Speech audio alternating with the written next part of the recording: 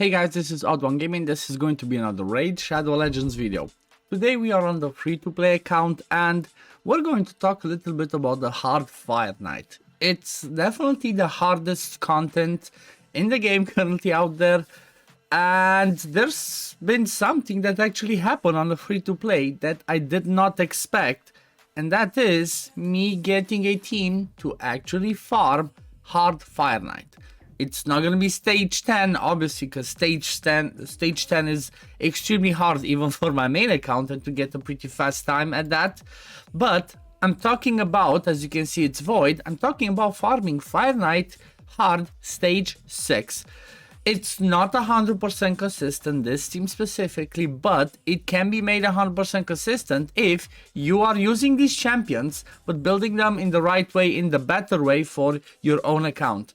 The reason why it's not 100% consistent for me is because I have my Reservoir build for Clan Boss, I have my Tomblor build to solo the Scarab King on hard, and then my Gnut, I guess, is specifically built for this. My Arbiter is basically, she's built for PvE in general, for dungeons and region set. And then the only other one that's, again, it's kind of built for this, but still, it's not the best. I would prefer to have faster speeds and all that. And that's Farrakhan the Fat as an ally attacker. And as you can see, the whole principle and the way the team works is, once I get to the boss, if all the tunes fall in the right spot, everything should work fine. We might get hit sometimes, and that's where the problem of not having Reservoir be built for this comes in play, because him being built specifically for the Clan Boss, he's extremely squishy. I just have him built with raw damage, crazy damage for Clan Boss, and he's really squishy. Obviously, he's a good damage dealer, but he cannot survive as easily. I did get a little bit lucky with some extra tons. However, this one could have recovered with Arbiter being in there for the AoE revive. So, again, like I said, it's not a perfect tune, but it works. It's pretty fast. It's most of the time, it's under 3 minutes, as you can see. 2 minutes 28, 66 tons on stage 6. Fire Night Castle hard. That's not too crazy. The reason why I'm really happy about this team is because of the fact that it's got mostly free-to-play champions, and the ones that are not free-to-play can be replaced. The reason why, I'm calling these types usually free-to-play, as I'm expecting most people to have done these types of fusion, like Reservoir, that was a really good fusion, Gnut, that was a really good fusion, Arbiter, you can freely obtain Arbiter, you just need to, do the progress missions, and you're gonna get yourself Arbiter. Then when it comes to Tomblor, in here, he helps pretty much with the triple hit on the A1, but if you have a Stag Knight instead, Stag Knight might even be better. However, you might want to have Phantom Touch on Reservoir, on Stag Knight, on Arbiter, because it's really important on the rotation how I have them set. If you've seen at the boss part, we're going to see once we get again, all the hits fall into spot, and I have exactly enough hits so that the last hit from Tomblor places the decreased speed, and then, what's his name? Gnut does 3 A1s and basically freezes the boss and does the thermometer control. But yeah, like I said, so Tomblor can be replaced with a Stag Knight, but if you do that, you're missing one little hit, so you need to have a Phantom Touch on the one of the first ones to have a chance to proc that extra tick on the shield. And then the ally attacker, I'm using Farrakhan the Fat. It does not have to be Farrakhan the Fat mandatory. You can use any ally attacker. I would prefer to have a Lonotharel, a Cardiel, Longbeard, because that would mean one extra hit on the boss's shield, and that's what you want, as many hits as you can. Farrakhan is the only one that I have that's like one of the best ones that I have on my account, so I'm obviously gonna be using him. But yeah, watch again once we get to the boss part. Now the revive should come in play. This is why Arbiter's pretty good in here, because even if something looks like it's gonna be tricky, with the revive from Arbiter, we should be fine. And usually with the freezes from Gnut's A1 and his counterattacks, he should keep stuff controlled most of the time. It can be a little bit dodgy again, but this can still be tweaked. You can have, like, for example, you could build your Reservoir a little bit tankier and a stun set. He has double AoEs, so you can build him in a stun set. And then what? Look at this. Hits 3, 2, decrease speed, and then triple hits from him, because we have 3, 6, with the 2 that's what's 8, and then we did the last ones from him, plus the ones that we did before. It just falls exactly the right number of hits that we need to do on the shield to take it down. And then boom, turn meter happens, pretty fun. As you saw, one other thing that I'm going to show in the presets, I had Gnut open with the A3 because if he does get some extra turns, I prefer for him to have extra turns with the A1 to deplete the turn meter, to have extra turn and do the A3, and then it's best, you know, it does max HP, but early on I want to push the boss's turn meter back. So I get in rotation where I keep turn meter boosting myself, I do the increased speed, I do the decreased speed, you know, all the good stuff, so the team falls into play. Really fun. I know I've been talking a lot with this team, but as soon as this one ends, I'm gonna show you the presets and, you know, how I'm working with everything, what builds I have on my people, and hopefully this is gonna give you guys some ideas, because you know what, it's a pretty fun team, and doing even stage 6 hard is pretty impressive. I did not expect it, and it's on, again, it's on my free-to-play account, so the gear can be better. It's not my main account where I have pretty good gear, it's on my free-to-play account where I have mediocre gear. And boom, this one went to 3 minute 28. Still, it's fine. It's not the worst. This one's bad. Now let's have a quick look at the presets. As I said, this is something that I'm still working on because of the speeds of the builds, but so far so good. This is the best one that I've seen. So for this one, I have Reservoir open with the A3 and then do not use it. I want to keep it for the next AoE. Maybe I should even just leave it and see how it works. Again, I keep playing with it, but depends with Reservoir how many hits you want, because you want to get your cooldowns back on the second wave on the boss part. So that all is going to depend on also how you have your people built and what damage you do.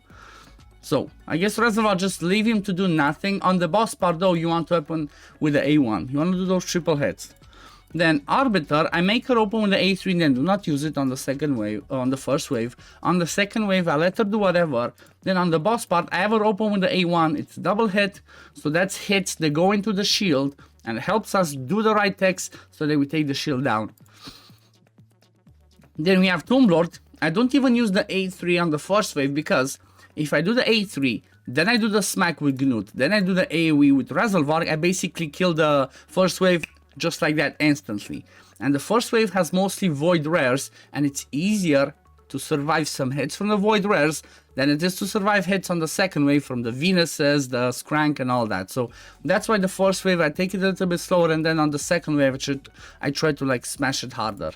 So yeah, that's why Tomb Lord doesn't use it on the first one, but then use it on the second one. Honestly, I think I could even just make it open and then do not use, because we should have enough hits to take it down. And then after the shield is down from the Fire Knight, after he did his first A1s, he should have the decreased defense and decreased attack, which basically helps us survive and take a hit if the boss does actually take a hit.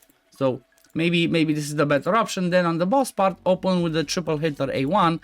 Do not use the poisons. You don't really need the poisons. You expect the boss not to take a turn, and if you fail, keep this in mind for this strategy with Gnut or any free strategies. If you have 10 debuffs on the bosses, on the boss, the freeze cannot land, which means you cannot turn meter control it. So keep that in mind. I was testing on my main accounts and stuff with Mitrala and ally attacks, and with the ally attacks, she was just making the debuff bar full of poisons, and then my freezes did not work. So this is the Tomb Lord. Then Farkin, I make him open with the ally attack, then do not use. On the second wave, I do not use the ally attack, because I want to have it for the boss part. Then on the boss part, I prioritize it, and I do not use the A2, because I haven't built in a reflex, so he comes back to his ally attack as often as possible. Then I have Gnut, priority the A2 on the first wave, do not use the A3. Do not use it on the first wave. Then the second wave, I have him open with the A3, then do not use it, in the hopes that I get back to it on the boss to do the first hit. If not, it is what it is.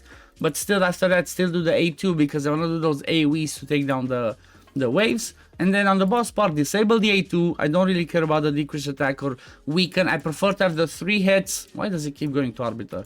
I prefer to have the 3 hits from his A3 or his A1. So that's the way that I have them built. Now let's have a quick look at the, you know, gear and mastery. So Tomb Lord, the usual stuff, regen, perception, bloodshed accessories. Like I said, he's built for me to do the Scarab King on hard. 100% crit rate, decent accuracy, and then trying to get him survival with resist. Again, Doom Tower hard stuff. These are the masteries. I'm not going to go too crazy into the masteries unless it's something I need to explain that makes sense. So these are the masteries. And then I have him in Brimstone. I could swap him into Phantom Touch, but it helps me a lot to have the Brimstone because it also gives him lots of HP to make it easier to farm the Scarab. Then Arbiter, again, usual stuff. Regen plus speed. She's decently fast with survivable stats. No accuracy. I don't really care about the accuracy. If she does land a weekend on the boss because of increased accuracy from Razelvarg, I'll take it, that's fine. But it's not a priority. Then these are the masteries on her. I swapped her from War Master. I just went down this route so she can get some turns more often in case people drop under 25%. Then Razelvarg, these are again his clan boss masteries with War Master. And then damage gear, like nothing that helps me specifically for this. He's just clan boss build. That's about it. Keep in mind, everybody I'm showing you is booked, okay? Everybody is fully booked, so keep that in mind. Then we have Gnut. I have him in Relentless because this one makes more sense for overall content, as you kind of want to use most of his kit. So he's in Relentless plus Perception. I have him go. This is something really important. You need to have your Gnut. In this specific team, with the hits that I have, you need to have your Gnut go before your ally attacker on the boss part, so he does his hits already, and then when the ally attack comes in, you have the decrease, him doing the A1 to decrease the turn meter, because if he has the A3 ready, after you've done the ally attack, he's gonna do the A3 instead of the A1, which means you're not gonna do the turn meter control, which means there's a higher chance the boss will attack. So by having him go first before the ally attack, it doesn't matter if he does the A3 or the A1, doesn't make any difference. Those hits go on the shield, and then when he joins in, because he's gonna be last in rotation, he's gonna do the turn meter control. I'm gonna show again the rotation order after we finish showing the builds, because those are really important. So again, he's almost 200 speed, 100% crit rate, good crit damage, good defense, and the accuracy. These are his masteries, obviously Giant Slayer because he has triple hit A1. And then we have Farrakhan the Fat, which is offense, support. He's in a reflex set, like I said, because I want him to come back to that A3 as often as possible. As you can see, he's 1 speed slower than Gnut, with some damage. Didn't really care about accuracy. He just has leftover gear. It doesn't really matter if he dies, if he lives, but reflex kind of helps to come back to that ally attack faster. I cannot see any other better set that I could get for him. Maybe I could try and go with a shield or a bolster, but we move pretty fast and we basically lose that for the waves. And yeah, let's have a quick look. So again, this is something really important that you need to keep in mind. The rotation, the order in which you have your champions matters, because it's going to determine who's going to hit first during an ally attack or a counter attack, and who's going to hit last. So if I just go over here and click recently used force, let me just remove them all. Okay, so if you click the first one's going to be Razelvarg. You want Razelvarg to be first. Second one, you want to be your Arbiter, okay? Or, you know, if you have somebody else that's like Arbiter, this Arbiter could be a Duchess. Maybe Duchess might be a little bit better because it gives more protection, but does not give the turn meter boost. And it does not give the turn meter boost, so it might be safer, but not as fast moving. Then after Arbiter, you want to have your ally attacker, whoever it's gonna be. Then after that, you will have your Tomb Lord or your Stag Knight, and then last one Gnut. So you see how it goes. It goes 1, 2, 3. It goes 1, 2, 3, 4, 5. Okay, that's how they go in the order.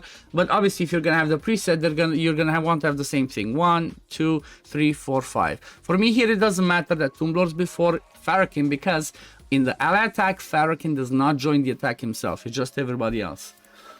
But yeah, I guess this is gonna be it for the video today. It's been a little bit of a longer one, but Hard Fire Knight is the hardest content in the game, in my opinion. Honestly, it's harder than Hydra. Like it's been now with Gnut, it's became a little bit easier, but before Gnut, it was definitely the hardest content in the game. And I wanted to explain how I'm using my people, why I'm using those people, what each and every single one of them do, and kind of give you some options to replace if you don't have the exact champion. I wanted to tell you, these are your options to replace them. But yeah, this is gonna be it for the video today, guys. Thank you all for watching. As always, if you do enjoy my content, don't forget to like this video, subscribe to the channel to see when I upload next, and I'm gonna see you on the next one. Peace, love, take care everyone. Bye guys.